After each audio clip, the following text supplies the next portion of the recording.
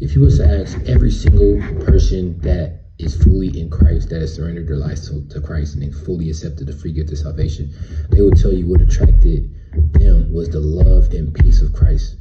It was not people coming up to them and saying, you're going to hell if you do this, you're going to hell if you do this, you're going to hell if you do this.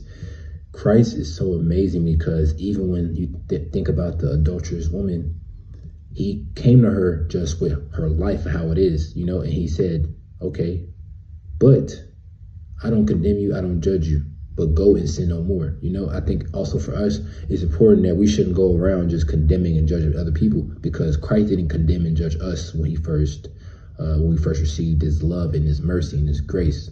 For me, I was living in sin. I was doing things I shouldn't be doing. And when I experienced the love of God and his mercy in that time, that's what changed me.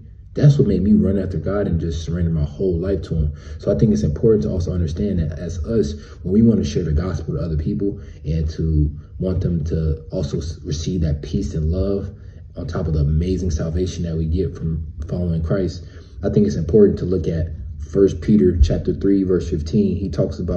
He says, but sanctify Christ as Lord in your hearts, always being ready to make a defense to everyone who asks you to give an account for the hope that is in you, yet with gentleness and reverence. So he talks about how you got to have that God in your heart and always be ready if anybody wants to talk about why you like this, to be able to give that out and spread that gospel, yet with reverence and gentleness, being respectful and having a peace with it. And the biggest thing is the verse that is after that says, and keep a good conscience, so that in the thing in which you are slandered, those who revile your good name in Christ may be put to shame. So that means that even after you give the testimony, they might slander you for that. But having a good conscience, actually living that out and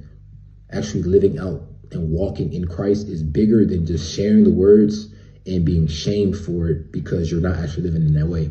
That's so much important. I feel like the biggest testimony that we can give is how we live our lives, not just words.